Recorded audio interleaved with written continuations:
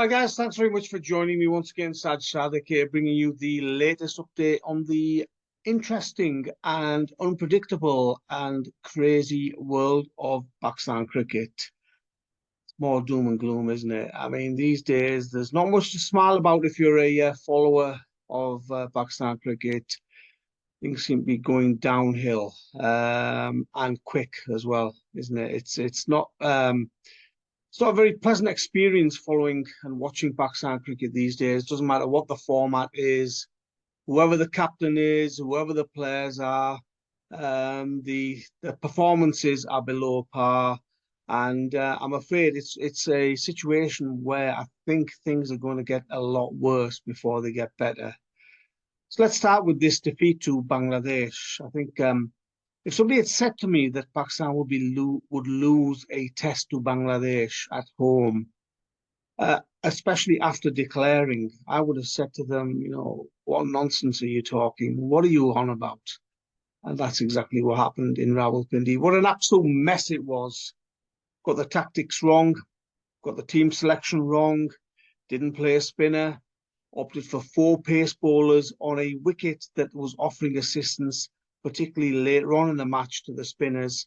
The Bangladesh spinners showed what that wicket was all about and what could be done. In the second innings of Pakistan's atrocious effort, Pakistan didn't pick a spinner. Their main spinner was Salman Ali Agha. What on earth are they thinking? Were they really thinking that in Pakistan a four-pace pronged attack would perform? It's happened very rarely. Only if you've had the quality of someone like Wasim Akram, Waqar Younis, Akid Javed, and a Shoaib Akhtar would that be possible. Not with this lot of bowlers. I'm afraid hands need to be held up, and people need to take responsibility, whether it was the coach, the captain who opted for that team selection. Then they need to realise that it was a huge mistake, a history-making excuse, history-making defeat as well. And I'm afraid, as I said at the start of this chat, that Pakistan cricket is going downhill fast. This Bangladesh defeat, as I say, declared after a decent first innings effort. Bangladesh batted really well in their first innings. Pakistan were a disaster in the second innings.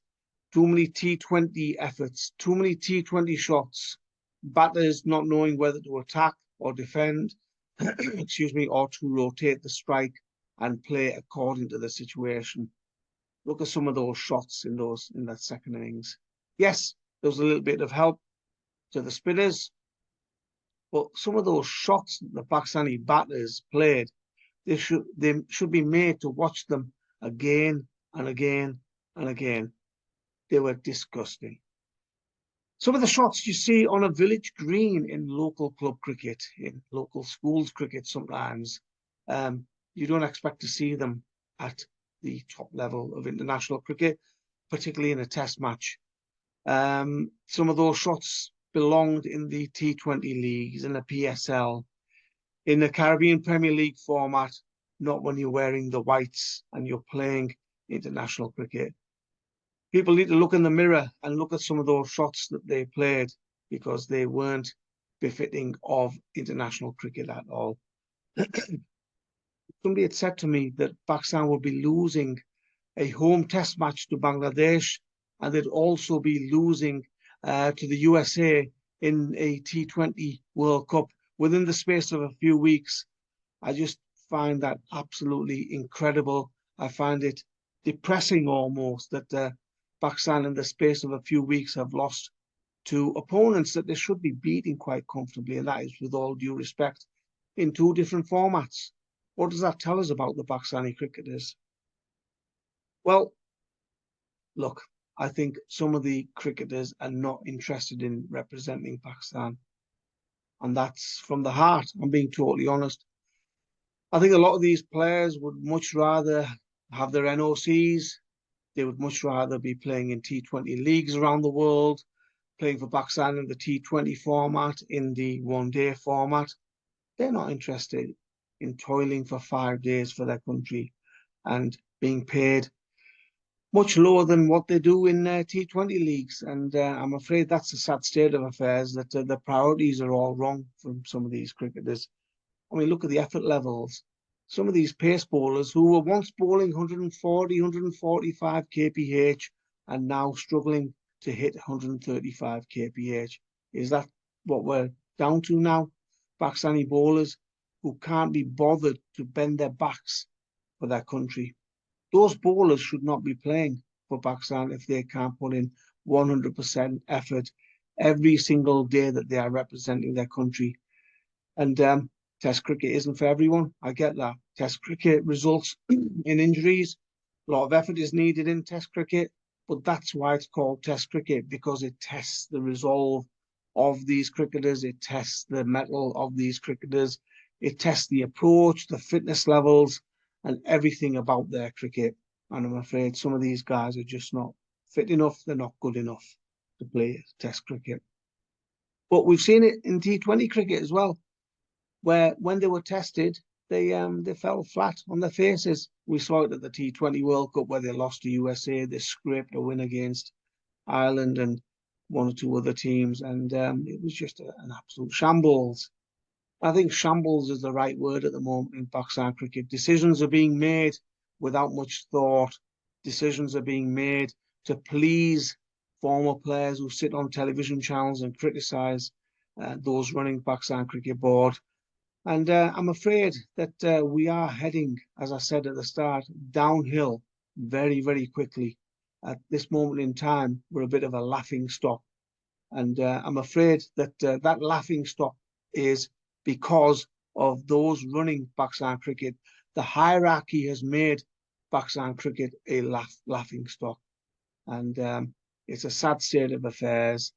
And I speak with people at various levels of Pakistan cricket. I speak to other media guys. I speak to players, current players, former players, those who've served Pakistan cricket in the past, and they are worried.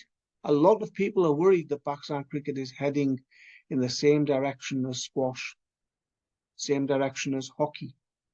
And I remember when some of my cousins, my family members who are absolutely mad about cricket in Pakistan, they live in Lahore and various other parts of Pakistan, they were telling me that, watch this space, Sajid Bhai, Pakistan cricket will head in the same direction as hockey and squash has.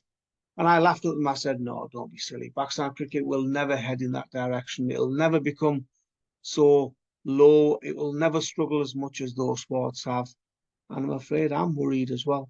I'm worried about the state of Pakistan cricket and where it's going. Where is the direction? Where are those leaders? Where are those inspirational figures that are going to take Pakistan cricket forward? And we're looking at some of the decisions that the Pakistan Cricket Board hierarchy is making, and it's mystifying. It's baffling. You've got current players who are being selected as mentors for this new Pakistan Cup that they are implementing. You've already got lots of domestic cricket where our players are already avoiding playing in 4-day cricket, and they're trying to add another tournament. Well, they are adding another tournament, and that's going to just break the backs of some of these cricketers. And it wouldn't surprise me if more and more cricketers say to the Pakistan Cricket Board, thank you very much. I don't want one of your central contracts. I'm happy being a freelance cricketer, playing around the world, making my money. I don't need to play international cricket. I don't need to play domestic cricket in Pakistan. And this is the problem. The Pakistan Cricket Board hierarchy is saying that they want to only select players who play in domestic cricket. Well, it's going to come to a head, isn't it, where the best players aren't going to be playing domestic cricket. So Pakistan are going to be left selecting players who are not interested in playing domestic cricket, and they're not necessarily the best players. Some people will say, fair enough, that's the way to go. If these guys don't want to play in domestic cricket, then don't pick them. And it's going to be an interesting battle at some point in the future where I think these players are going to be saying, well, stick your first-class cricket and stick your domestic cricket and whatever else where the sun doesn't shine, because we don't want to play for Pakistan. We would much rather make the easy option, take the easy option, and play in T20 leagues like the CPL, the BBL, and other leagues, T20 Blast, the 100, etc., and make their money that way. And as I say, this Pakistan Cup that they are implementing, it's the same faces getting the same jobs, and you know, it's this cycle, isn't it, within the Pakistan Cricket Board that person A is given a role, then he's changed, person B comes in, and then we're back to person A. So it's the same names being given these jobs, these same roles, and you know, there's never any fresh ideas. It's always those same faces, those same players, those same names being given roles in Pakistan cricket. And it's a sad and worrying state of affairs, because these same names who I keep sort of suggesting that, you know, they don't, very rarely do they come up with any new ideas. You know, very rarely do they come up with any impetus. Very rarely do they come up with fresh initiatives for Pakistan cricket to take it forward. And as I say, they'll serve a bit of time and then they'll be gone. The next chairman will come in, he'll bring his own people in, they'll bring their own players, ex-players in, and it's this cycle of death, I call it.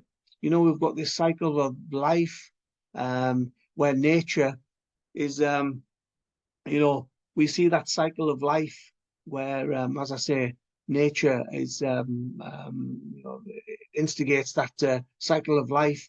With Pakistan cricket, it's this cycle of death that I'm seeing, where those same guys, those same names come and they kill Pakistan cricket. And I'm afraid it's just a lot of doom and gloom at the moment. And you know, these mentors that have been picked, why are you picking mentors who are currently playing? You've got Shoaib Malik, who's still playing in tournaments. You've got Sarfraz Ahmed, who's still in the Pakistan squad at the moment. What are they doing as mentors? If you want to really have these mentor roles, which seems to be very fashionable in cricket, then have people who have ECB level 3, level 4 qualifications. You know, there are Pakistanis out there with those qualifications who should be given these mentor roles, because they've got coaching experience, they've got the qualifications, they've got the man management skills. Why keep giving these roles to those same names, those same faces again and again? And I do worry about Pakistan cricket and where it's heading. And as I said before, you know, I never for a moment thought that Pakistan cricket would be heading towards hockey and squash, the same direction, the same way. But I'm afraid that's exactly what's happening at the moment.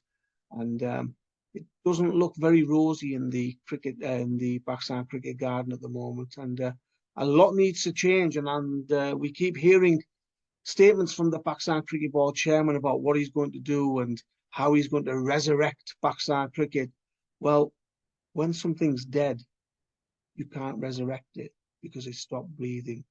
And I just hope that this resurrection happens before Pakistan cricket is completely dead, because at the moment it's on its last legs. Apologies for all the doom and gloom, but that's where we are at the moment. It's very difficult to be positive about Pakistan cricket, and I'm not one of those who's a fantasist who dreams about where Pakistan cricket is at the moment, and I'm giving you the harsh reality. Thanks very much for watching, folks. Watch out for the next video coming soon. Take care.